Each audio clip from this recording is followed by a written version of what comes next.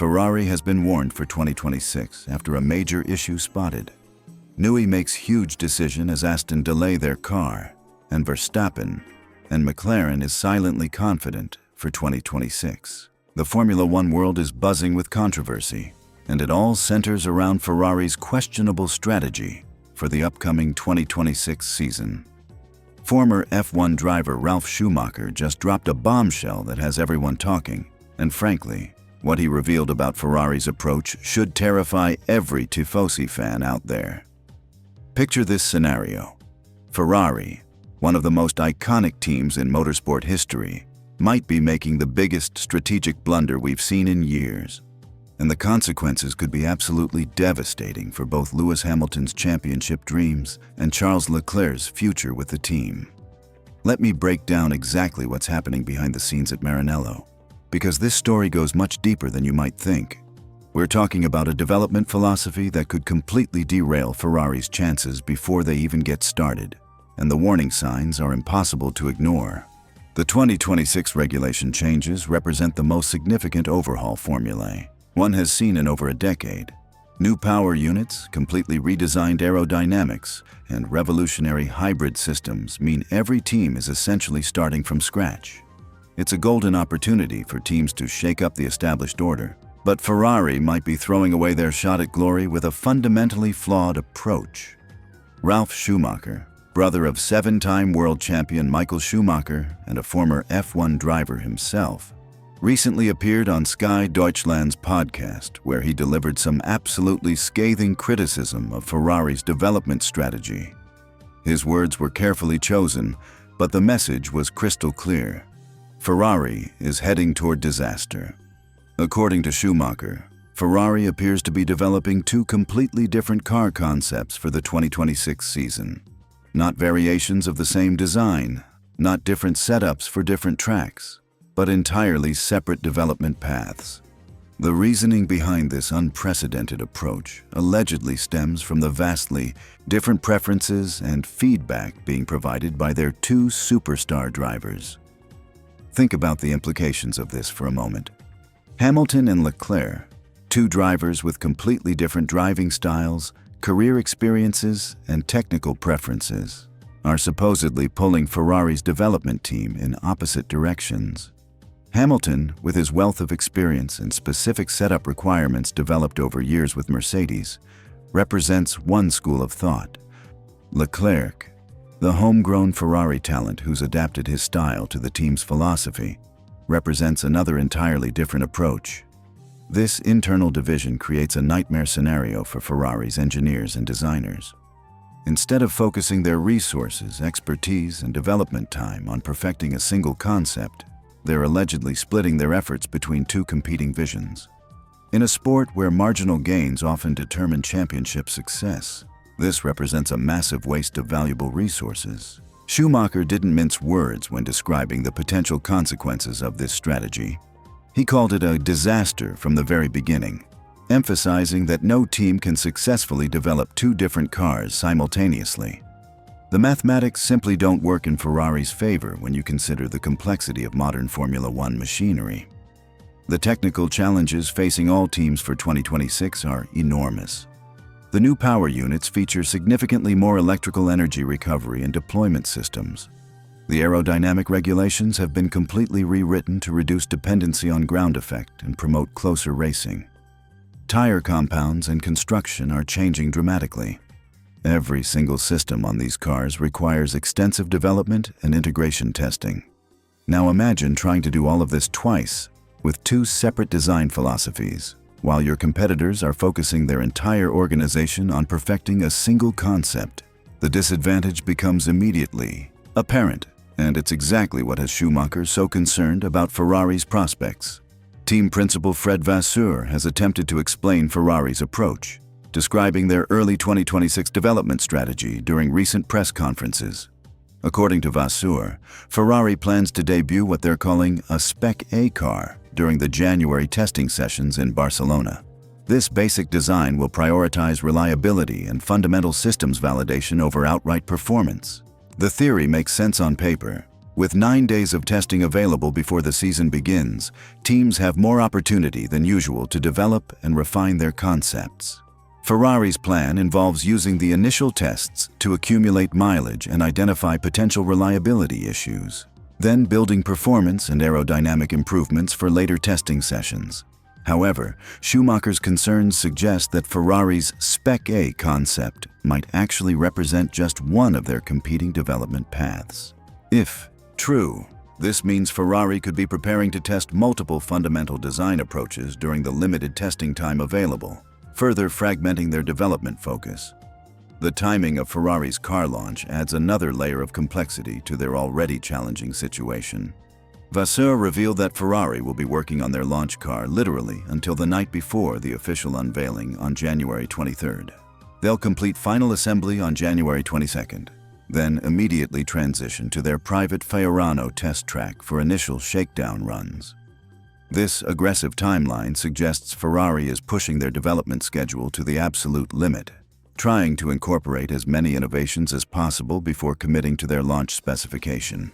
While this demonstrates Ferrari's ambition and technical capabilities, it also indicates the immense pressure they're under to get their 2026 concept right from the very beginning. The stakes couldn't be higher for Ferrari. Heading into 2026, Hamilton joined the team specifically to chase his record-breaking 8th World Championship, bringing enormous expectations and global attention to every decision Ferrari makes. Leclerc, meanwhile, is entering what many consider the prime years of his career, desperately seeking his first world title after years of near misses and strategic disappointments. Ferrari's disappointing 2025 season adds urgency to their 2026 preparations.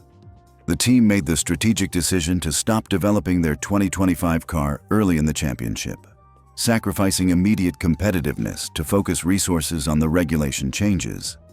This gamble meant watching Mercedes overtake them in the standings while falling further behind eventual champions McLaren.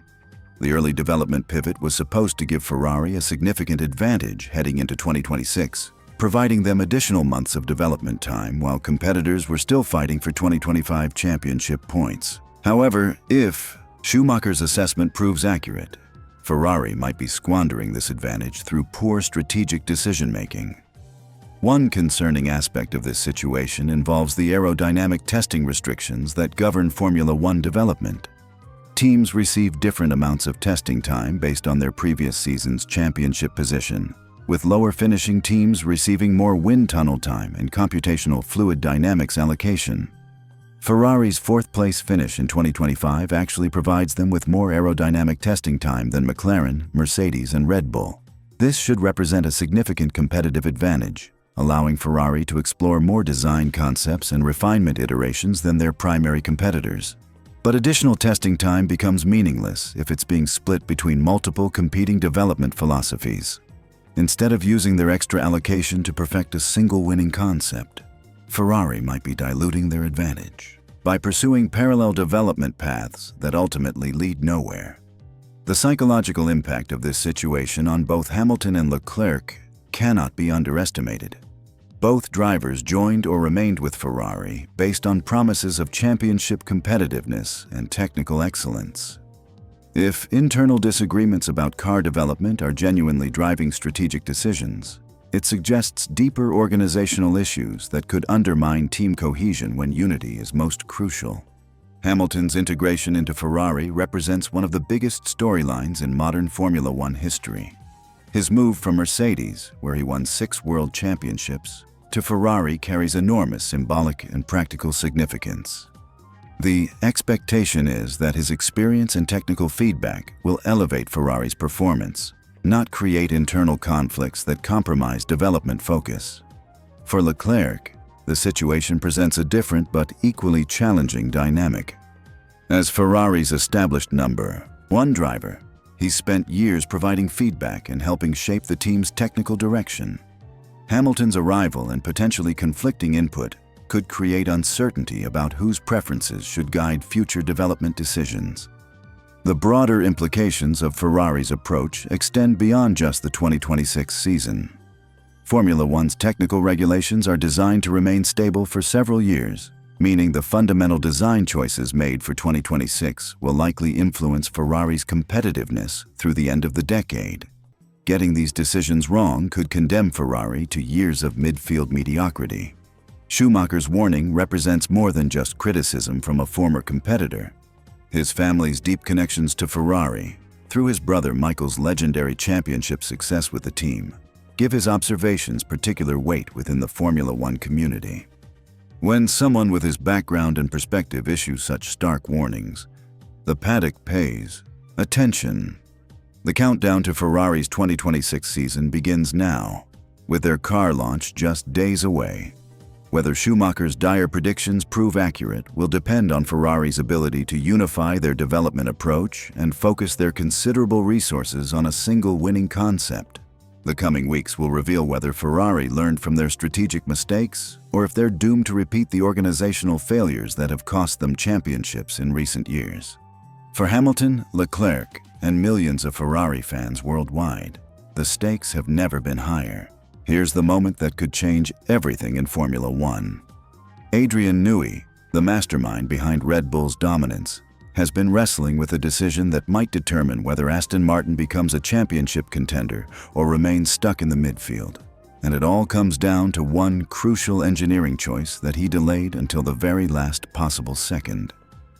Picture this scenario. You're the most successful Formula One designer in history. You've just made the biggest career move of your life, leaving Red Bull for Aston Martin. The pressure is immense. Everyone expects you to work miracles. And now you're facing a technical decision that could make or break your new team's championship ambitions. This is exactly the situation Adrian Newey found himself in while developing the AMR26 car. The stakes couldn't be higher. Formula One is about to undergo its most dramatic transformation in decades. The 2026 season introduces revolutionary changes that will reshape the entire sport. We're talking about 50% electrification, fully sustainable fuels, and active aerodynamics that will fundamentally alter how these cars perform on track. It's the kind of regulation reset that has historically separated the winners from the losers. So what decision has Newey been agonizing over? It's all about suspension architecture. Now, you might think suspension sounds boring compared to flashy aerodynamics or powerful engines, but here's why you'd be completely wrong. Suspension is the foundation that everything else builds upon. Get it right, and your car dances through corners with precision and grace. Get it wrong, and you're fighting an uphill battle all season long. The technical landscape is shifting dramatically across the paddock.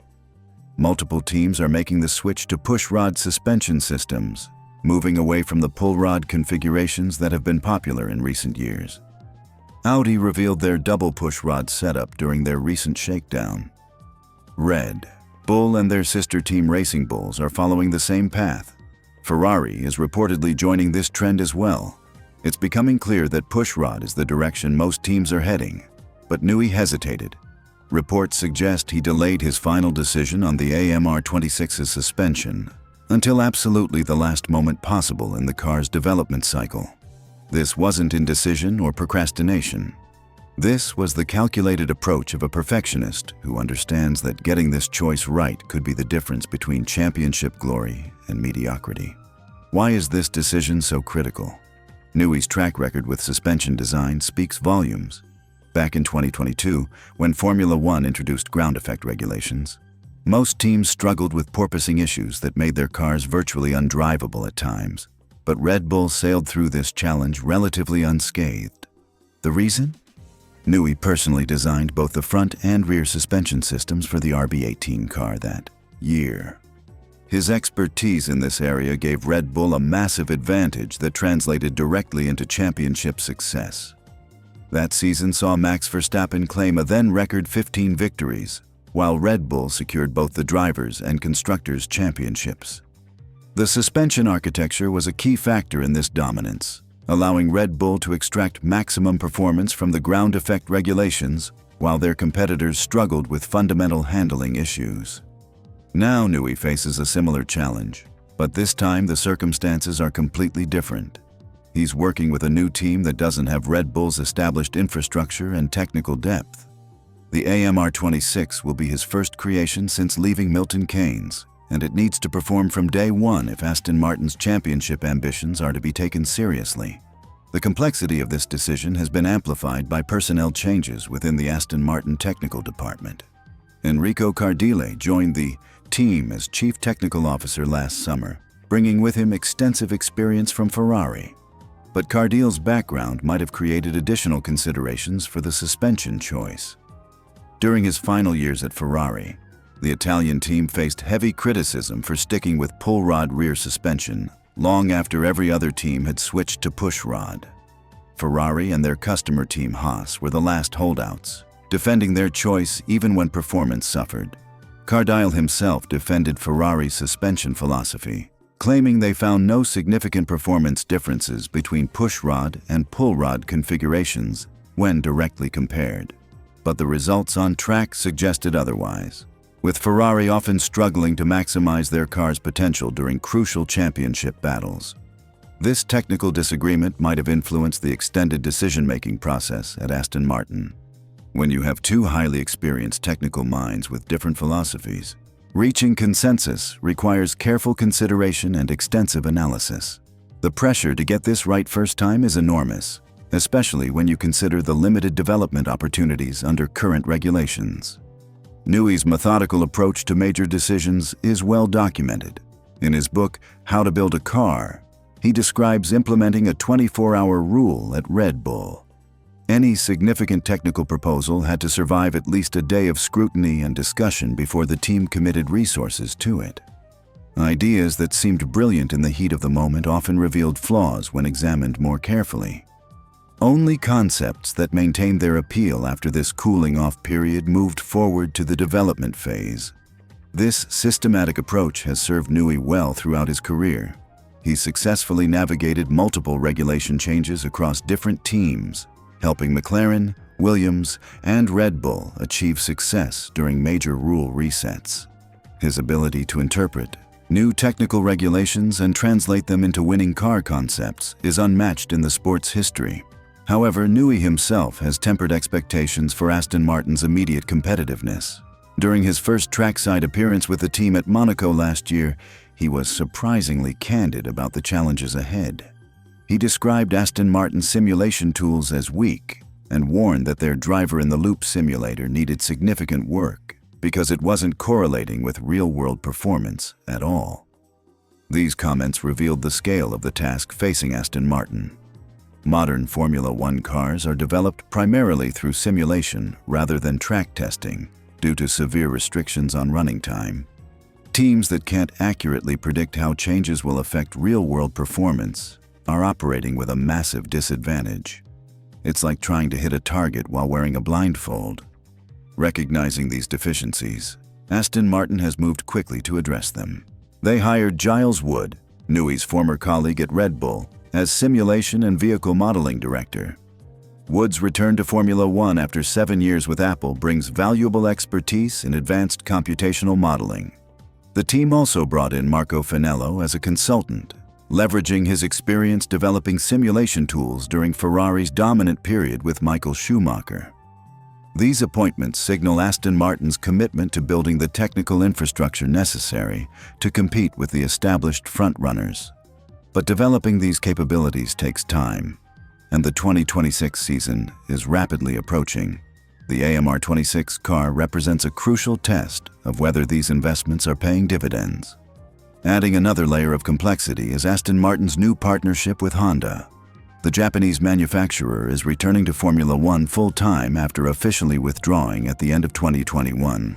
While Honda achieved recent success with Red Bull and Max Verstappen, their preparation for 2026 has been compressed compared to rivals who maintained continuous development programs. Honda executives have been refreshingly honest about their challenges. Koji Watanabe, president of Honda Racing Corporation, recently admitted that not everything is going well with their 2026 engine development. He described areas where they're struggling, though he insisted nothing fatal has occurred that they cannot overcome. This candor is admirable, but hardly reassuring for Aston Martin's championship aspirations. The technical challenges facing Honda are significant. The 2026 power units feature increased electrical power output and must run on fully sustainable fuels. These changes require fundamental rethinking of engine architecture and calibration. Teams with continuous development programs have obvious advantages over those playing catch-up. Despite these concerns, there are reasons for optimism at Aston Martin. Newey's arrival has energized the entire organization and attracted top talent from across the paddock.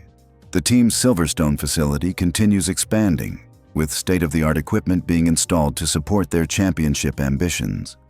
Lawrence Stroll's financial commitment remains unwavering, providing the resources necessary for long-term success. The upcoming testing program will provide the first concrete evidence of where Aston Martin stands. The AMR26 is scheduled to make its track debut during pre-season testing in Barcelona next week. Teams are limited to just 3 days of running during the 5-day test session, making every lap crucial for gathering data and validating simulation predictions. Following the Barcelona test, Aston Martin will officially launch their 2026 car on February 9th, ahead of final testing sessions in Bahrain. These events will offer the first public glimpse of Newey's latest creation and provide early indicators of the team's competitive potential. The suspension decision that Newey agonized over will be scrutinized intensely during these initial running sessions. Every aspect of the car's behavior will be analyzed, from mechanical grip levels to aerodynamic balance. The data collected will either validate his careful deliberation or highlight areas requiring immediate attention. Looking at the broader competitive landscape, several teams appear well positioned for the regulation reset. Red Bull's continuity advantage could prove decisive, especially if they've successfully translated their current car's strengths into the new formula. Ferrari's extensive resources and McLaren's recent upward trajectory also make them formidable opponents. Mercedes cannot be discounted despite their recent struggles, given their engineering excellence and championship pedigree. For Aston Martin to break into this elite group, everything must align perfectly. The suspension architecture needs to provide an optimal foundation for the entire car concept. The Honda Power Unit must deliver competitive performance and reliability. The aerodynamic package has to extract maximum efficiency from the new active systems. Most importantly, the simulation tools must accurately predict real-world behavior to enable effective development throughout the season. The pressure on Newey is immense. His reputation as the sport's premier designer carries enormous expectations. Fans, media, and team personnel all expect immediate results from his involvement. But championship-winning cars rarely emerge overnight, especially during major regulation changes that level the competitive playing field. Success in 2026 will require patience, persistence, and flawless execution across every technical discipline. The suspension decision that Newey deliberated over represents just one piece of an incredibly complex puzzle. But it's a crucial piece that could determine whether all the other elements fall into place successfully. As we count down to the season opener, one thing is certain.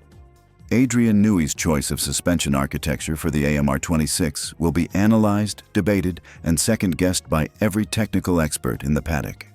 If Aston Martin emerges as championship contenders, this decision will be hailed as another stroke of genius from the sport's greatest designer. If they struggle, it will become the subject of endless speculation about what might have been. The next few weeks will reveal whether Newey's patient approach to this critical decision pays off, potentially launching Aston Martin toward their first Formula One championship in over 6 decades. What happens when the most successful Formula One driver of the past decade suddenly becomes more than just a racer? According to someone who knows him better than almost anyone, Max Verstappen isn't just driving for Red Bull anymore. He's practically running the entire operation. And this revelation from his former mentor is sending shockwaves through the paddock. The transformation of Max Verstappen from talented young driver to team leader represents one of the most fascinating power shifts in modern Formula One. But how did we get here? And what does this mean for the future of one of motorsport's most dominant teams? To understand this seismic shift, we need to go back to where it all began. When Helmut Marko first spotted Verstappen's potential, the young Dutchman was just another promising talent in the Red Bull driver program. Marko, the architect behind Red Bull's driver development strategy, had successfully nurtured countless careers over his decades with the team. But Verstappen was different from the start. The relationship between Marco and Verstappen became legendary in Formula One circles. The Austrian served not just as an advisor but as a father figure, guiding the young driver through the complexities of elite motorsport. Their bond was built on mutual respect and an unwavering commitment to excellence that would eventually redefine what Red Bull could achieve on track. However, the landscape at Red Bull began shifting dramatically following a pivotal moment in 2022. The death of Dietrich Mateschitz, the visionary founder who had built the energy drink empire and its racing divisions, created a vacuum at the top of the organization. This loss initiated a period of transformation that would accelerate significantly through the 2025 season. The changes weren't subtle. Both Marco and Christian Horner, the two most influential figures in Red Bull's racing operations for over 2 decades, departed the team. Their exits marked the end of an era and created space for new leadership structures to emerge. But rather than bringing in external executives to fill these crucial roles, something unexpected happened. According to Marco's recent revelations, Verstappen naturally stepped into the leadership void.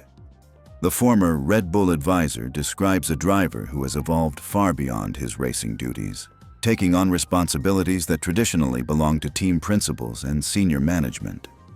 This wasn't a planned succession. It was an organic development driven by Verstappen's maturity and deep understanding of what makes a championship-winning operation tick. The timing of this transformation coincides with significant changes in Verstappen's personal life. Marriage, fatherhood, and the responsibilities that come with being a global superstar have shaped him into someone capable of handling pressures that extend far beyond the cockpit. Marco specifically mentions how Verstappen has achieved a balanced lifestyle while simultaneously becoming one of the greatest drivers in motorsport history. This evolution speaks to something deeper about modern Formula One. The days when drivers could focus solely on racing are long gone. Today's champions must be politicians, engineers, motivators, and strategic thinkers, all rolled into one. They need to understand technical regulations, manage relationships with sponsors, inspire mechanics and engineers, and make split-second decisions that affect millions of dollars in development costs. What makes Verstappen's rise to this level particularly remarkable is the speed of his transformation. Just a few years ago, he was known primarily for his aggressive driving style and occasional hot-headed moments. Critics questioned whether he had the temperament to become a true championship contender. Now, according to someone who worked with him daily, he's essentially running one of Formula One's most successful teams. The implications of this shift extend far beyond Red Bull's internal dynamics. When a driver wields this level of influence, it changes how the entire team operates. Engineering decisions, strategic choices, personnel moves, and even long-term planning all flow through someone who brings a unique perspective to the table. Unlike traditional team principals who may have business or engineering backgrounds, Verstappen understands racing from the inside out. This driver-led model isn't entirely unprecedented in Formula One history. Michael Schumacher wielded enormous influence at Ferrari during his championship years, essentially reshaping the entire organization around his vision of what a winning team should look like. Ayrton Senna commanded similar respect and authority at McLaren. But both of those examples came during different eras of the sport, when teams were smaller and less complex organizations. Managing a modern Formula One team requires skills that go far beyond racing expertise. Budget caps, sustainable fuel, regulations, complex hybrid power systems, and global marketing commitments create challenges that would overwhelm most people. The fact that Verstappen has apparently mastered these aspects while maintaining his on-track performance suggests an exceptional level of intelligence and dedication. The departure of experienced figures like Marco and Horner could have destabilized many teams. Instead, Red Bull appears to have found stability through Verstappen's leadership. Marco specifically notes how well the team has developed since the summer break, suggesting that this new structure is already producing positive results. However, this concentration of power in one individual also creates potential risks. What happens if Verstappen decides to leave Red Bull? How does the team maintain its competitive edge if its primary decision-maker is also the person who needs to focus on winning races? These questions become particularly relevant as other teams with significant resources continue trying to lure him away. The financial implications of Verstappen's expanded role are also worth considering.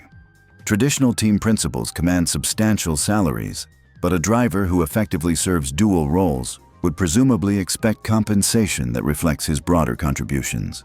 This could reshape how teams structure their budgets and think about leadership positions. From Marco's perspective, watching his former protege assume this level of responsibility represents both pride and perhaps some melancholy. After 21 years of preparing for new seasons, he's now arranging his television viewing schedule to follow the sport from the outside.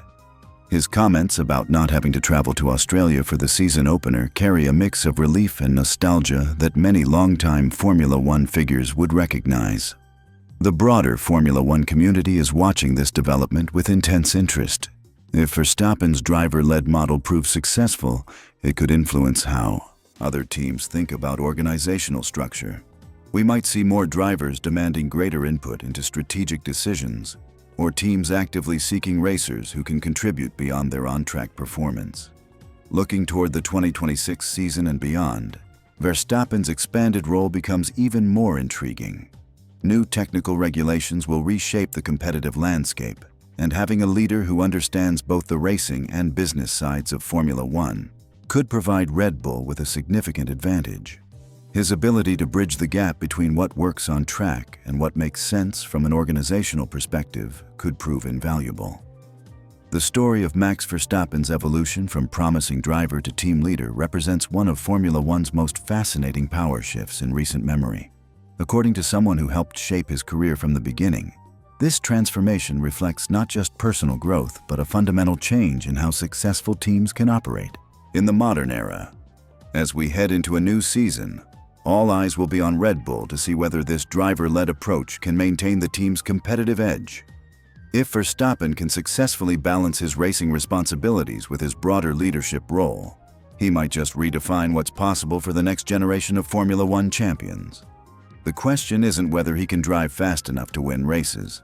We already know he can do that. The real test is whether he can lead an entire organization to sustained success while continuing to perform at the highest level when it matters most. Picture this. You're watching the final race of the Formula One season, and as the checkered flag waves, you hear the champion tell his race engineer, "We showed them one final time who's boss." Final time? Those two words sent shockwaves through the racing world and sparked rumors that would dominate headlines for months. But here's the twist. Sometimes the most dramatic stories have the simplest endings. What's up, racing fans? Today we're diving deep into one of the biggest rumors to hit Formula One recently. And trust me, this story has more twists than a Monaco street circuit. We're talking about the speculation that rocked Red Bull racing to its core. The alleged departure of Gianpiero Lambiase, better known as GP, Max Verstappen's race engineer, and the voice we've all come to know so well over team radio. Now, before we get into the meat of this story, let me set the stage for you. When we talk about driver-engineer relationships in Formula One, there are partnerships and then there are legendary bonds. Think of Ayrton Senna and his engineers, or Michael Schumacher with his technical team. What Max Verstappen and GP have built over the past decade is something truly special. A connection that goes far beyond just calling race strategy and managing tire compounds. Their journey together began back in 2016, and what a debut it was. GP was the voice in Max's ear when the young Dutchman claimed his maiden Formula One victory at the Spanish Grand Prix, driving for Red Bull Racing for the very first time. That moment wasn't just a win. It was the birth of what former Red Bull team principal Christian Horner famously called Formula One's old married couple. But let's fast forward to where this whole drama really started. The 2025 season had been an emotional roller coaster for everyone at Red Bull. Max, despite his incredible talent and determination, fell just short of claiming his 5th consecutive world championship, losing to Lando Norris by the narrowest of margins. just 2 points. The pain of that defeat was evident in the team radio exchanges throughout that final race in Abu Dhabi. After Max crossed the finish line, winning his 6th race in the final 9 of the season, GP's voice came through the radio with words of comfort. "You can be proud of that, mate. Hold your head up high." And then came Max's response, the words that would fuel months of speculation. "We showed them one final time who's boss." Final time. Those words hung in the air like exhaust fumes on a still day at Silverstone. The Formula One paddock is a place where whispers travel faster than cars at Monza, and it didn't take long for those whispers to turn into full-blown rumors. Sources began suggesting that GP, the 45-year-old British engineer who had become synonymous with Red Bull's success, was in talks with rival teams. The names being thrown around weren't just any teams either. We're talking about Aston Martin and Williams, both. Organizations looking to strengthen their technical capabilities for the upcoming seasons. The rumor mill went into overdrive. Reports emerged claiming that GP was growing weary of the demanding travel schedule that comes with a 24-race Formula One calendar. After all, being a race engineer isn't just about the 2 hours on Sunday afternoon. It's about being there for every practice session, every qualifying run, every debrief, every technical meeting. The physical and mental toll of constantly being on the road for nearly 10 months of the year is something that would challenge anyone, regardless of their passion for the sport. The speculation gained even more traction when Simon Rennie stepped in as Max's race engineer for the Austrian and Belgian Grand Prix weekends. While this was presented as a routine arrangement, giving GP some time away from the circuit, the timing couldn't have been worse for Red Bull's public relations team. Every absence was scrutinized, every radio silence was analyzed for hidden meanings. Aston Martin, with their ambitious plans and substantial financial backing, were reportedly the first team to approach GP. The idea of joining a team that was making significant investments in facilities, personnel, and technology would be attractive to any engineer looking for a new challenge. Williams, meanwhile, were said to be part of the conversation as they continued their journey back toward competitiveness in Formula One. But here's where the story takes an interesting turn. While the paddock was buzzing with speculation and journalists were working their sources, the two people at the center of all this drama seemed remarkably calm about the whole situation. Max Verstappen, when asked directly about the rumors surrounding his race engineer's future, was adamant in his response. He was always staying.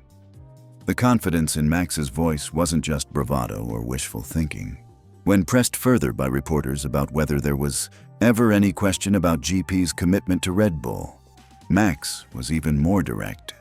"Not to me."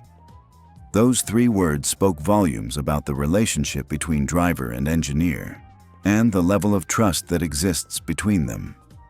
Think about it from Max's perspective for a moment. Here's a driver who has built his entire Red Bull career with GP by his side. They've celebrated 71 race victories together, claimed 4 world championships as a team, and weathered countless storms on and off the track.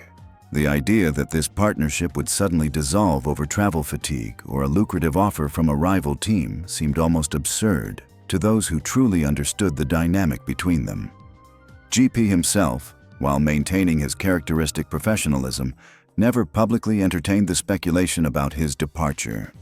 For someone who has spent years carefully managing his words over team radio, knowing that millions of fans hang on every strategic call and every piece of encouragement he gives to Max, staying silent on the rumors was perhaps his way of letting his commitment speak for itself.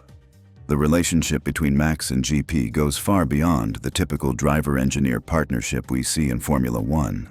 They've described each other as friends, people who have shared emotional highs and devastating lows together. When Max spoke about GP last season, his words carried genuine affection and respect. "I'm very happy to be able to work with someone that passionate. Of course, he is my race engineer, but I see him as my friend." This friendship has been tested through some incredibly challenging times.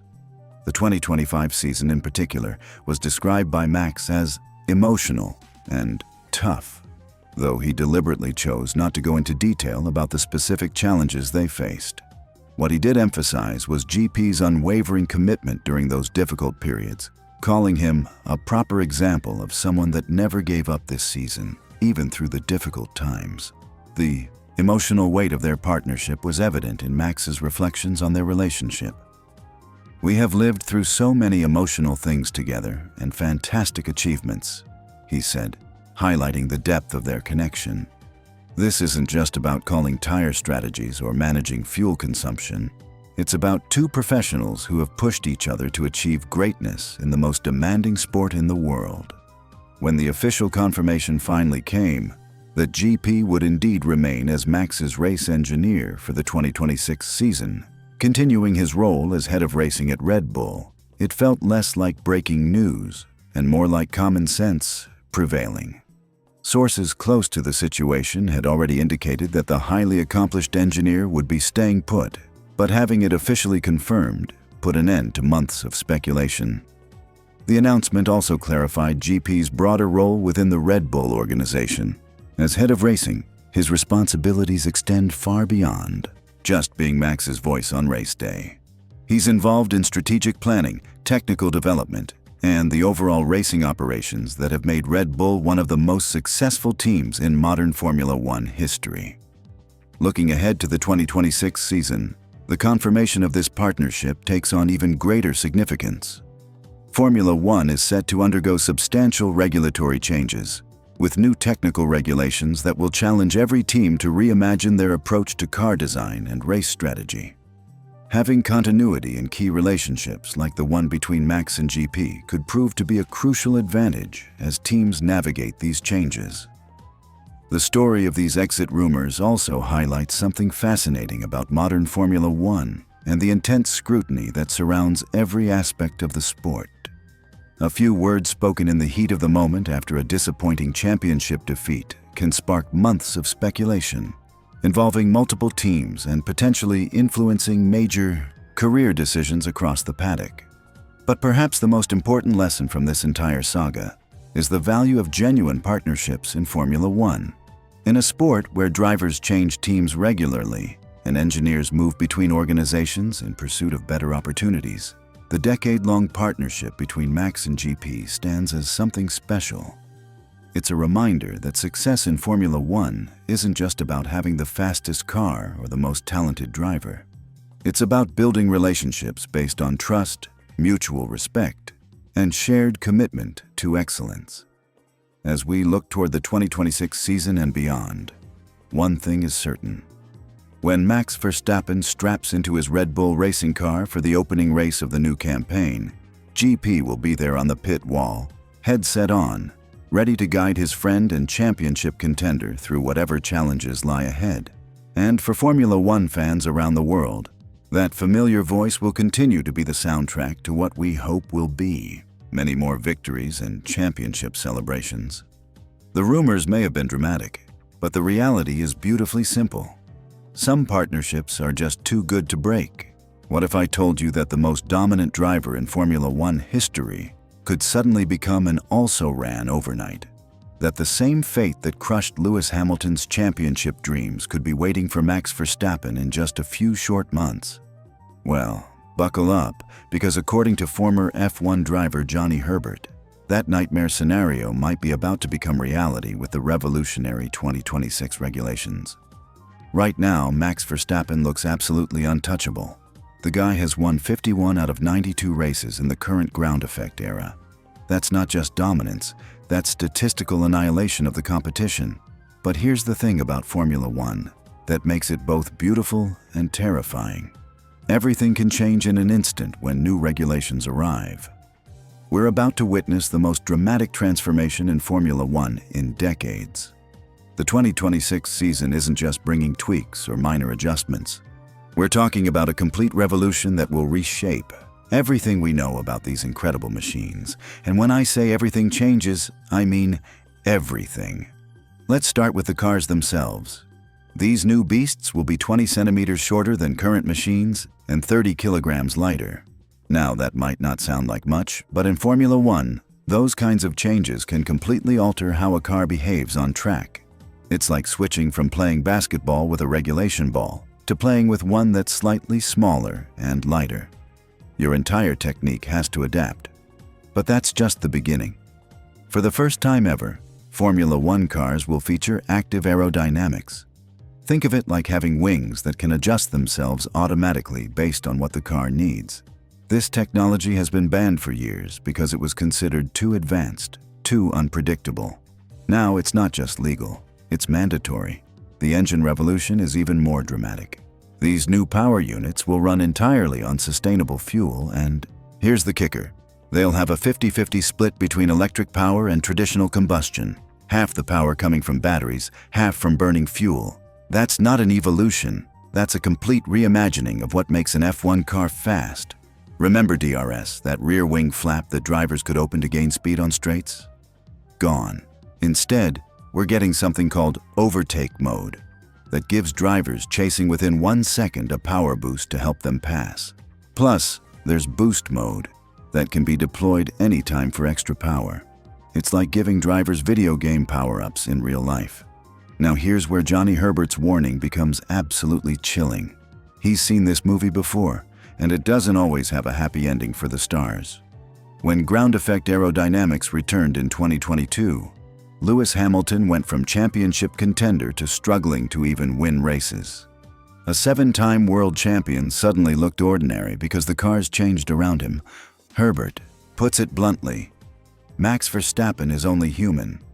Yes, he's the best driver on the grid right now, but that doesn't guarantee he'll be the fastest when these new machines hit the track.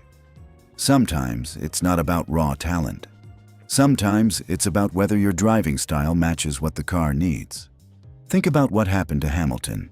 This is a driver who many consider one of the greatest of all time. He'd won championships, broken records, seemed unstoppable. Then the regulations changed, and suddenly he couldn't find speed anywhere. In his final 3 seasons with Mercedes, he managed just 2 race wins. 2! For a driver who used to win multiple races every season, that's devastating.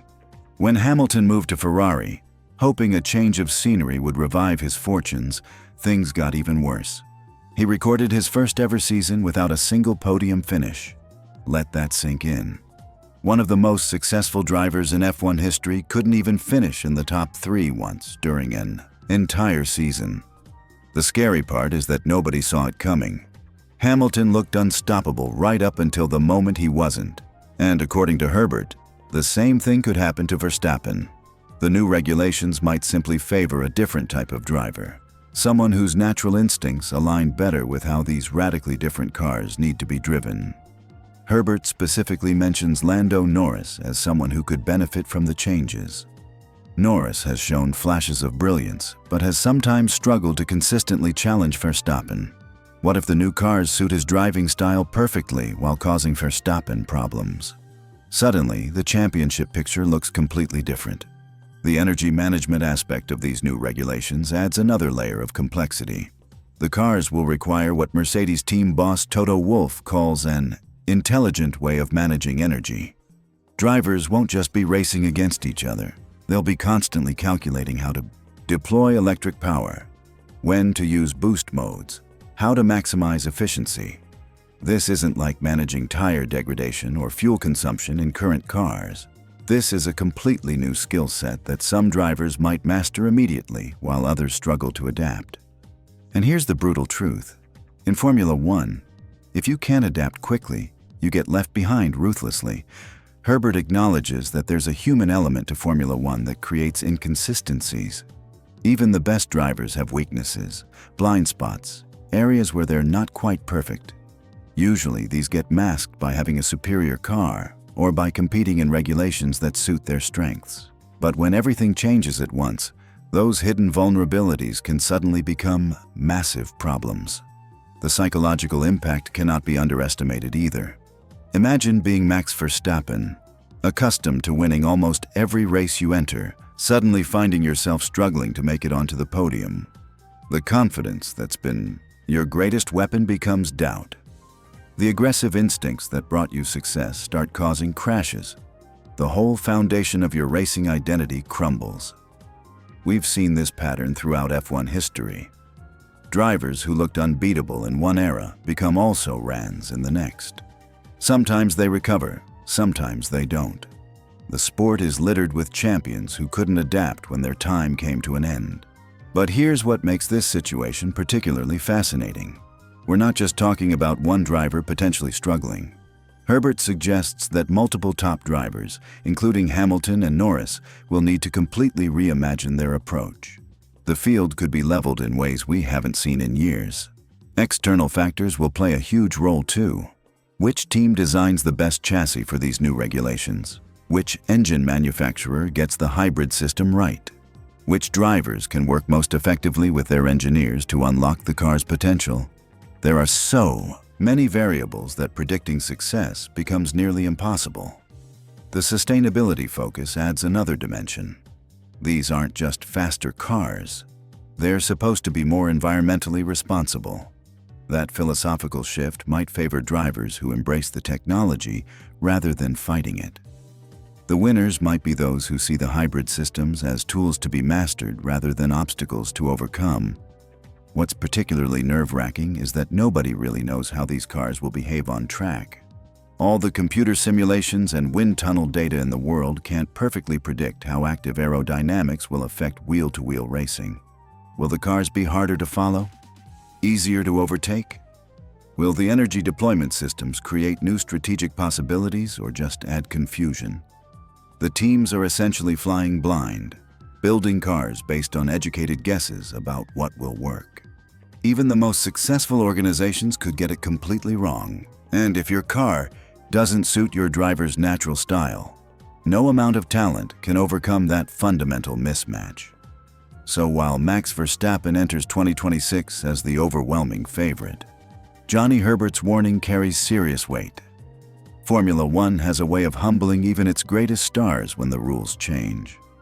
The same sport that elevated Verstappen to legendary status could just as easily knock him down a peg. The only certainty is uncertainty.